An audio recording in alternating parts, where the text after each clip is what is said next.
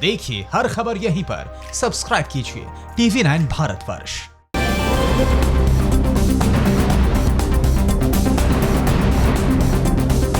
प्रधानमंत्री नरेंद्र मोदी सुबह 11 बजे देशवासियों से मन की बात करेंगे। केंद्रीय राज्य मंत्री देवश्री चौधरी ने ममता सरकार पर घर में नजरबंद करने का आरोप लगाया। लोगों की जान से कितना खेलेंगे केजरीवाल, ये सवाल उठाया बीजेपी सांसद गौतम गंभीर ने। देश की बड़ी खबरों के लिए देखिए टॉप 9 राष्ट्र। पीएम मोदी आज सुबह 11 बजे देशवासियों से मन की बात करेंगे। कोरोना वायरस की महामारी के चलते पूरे देश में 3 मई तक लॉकडाउन है। ऐसे में चर्चा है कि कार्यक्रम के जरिए पीएम मोदी लॉकडाउन को लेकर लोगों की राय जानेंगे। पीएम मोदी मन की बात कार्यक्रम में देश की जनता को कोरोना वायरस के बारे में जानकारी देते हुए उनके सहयोग की तारीफ कर सकते हैं। इसके साथ ही कोरोना वॉरियर्स का मनोबल बढ़ाने की अपील भी कर सकते हैं। प्रधानमंत्री का इस साल ये चौथा और मन की बात का कुल 64वां संस्करण होगा। इससे पहले पीएम मोदी ने 29 मार्च को अपने मन की बात कही थी।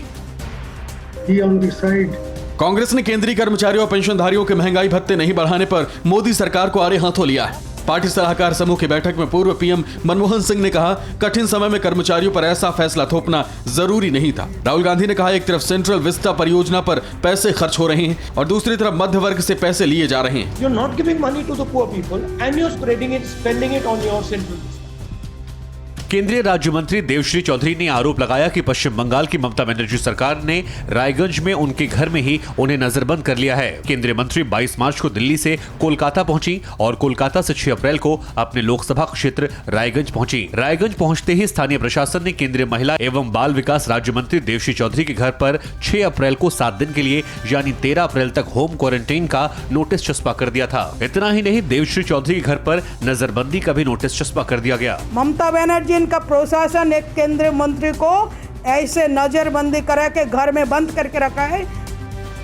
दिल्ली में आज से गली मोहल्ले और कॉलोनियों की दुकानें खुलेंगी, लेकिन हॉटस्पॉट और कंटेनमेंट जोन में किसी तरह की गतिविधि की अनुमति नहीं होगी, क्योंकि गृह मंत्रालय ने साफ कर दिया कि ग्रामीण और शहरी क्षेत्रों में शॉपिंग मॉल को छोड़कर सभी दुकानें खोलने की इजाजत है। ई कॉमर्स कंपनियों के जरिए सिर्फ जरूरी सामान की डिलीवरी होगी और शराब की दुकानों पर रोक लगाई जाएगी।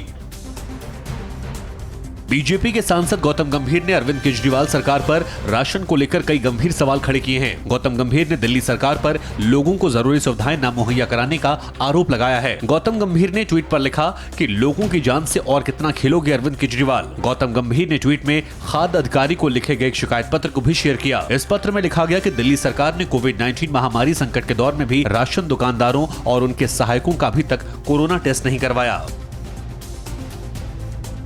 दिल्ली के इंदिरा गांधी एयरपोर्ट से भारतीय वायुसेना ने करीब 22 टन मेडिकल इक्विपमेंट्स भारत के नॉर्थ ईस्ट इलाके में पहुंचाए। इसमें पीपीई किट, सैनिटाइजर, मास्क और दूसरी जरूरी दवाएं शामिल हैं। वायुसेना के IL-76 विमान के जरिए ये सामग्री मेघालय और मिजोरम ले जाया गया। भारतीय वायुसेना अब तक देश के अलग अलग राज्यों में करीब 500 टन राहत और मेडिकल सामग्री पहुंचा चुकी है।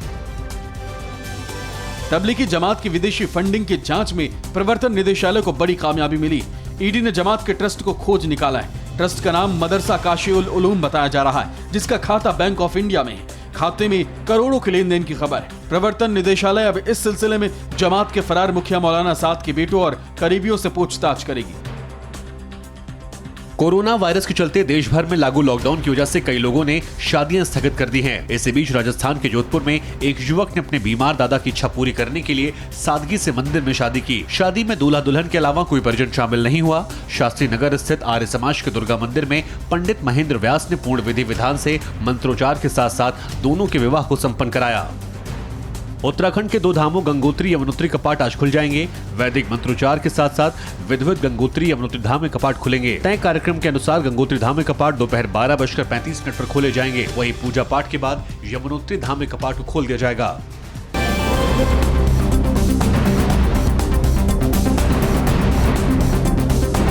फिक्र आपकी, सोमवार से शुक्रवार रात 9 बजे सिर्फ TV9 भारतवर्ष पर।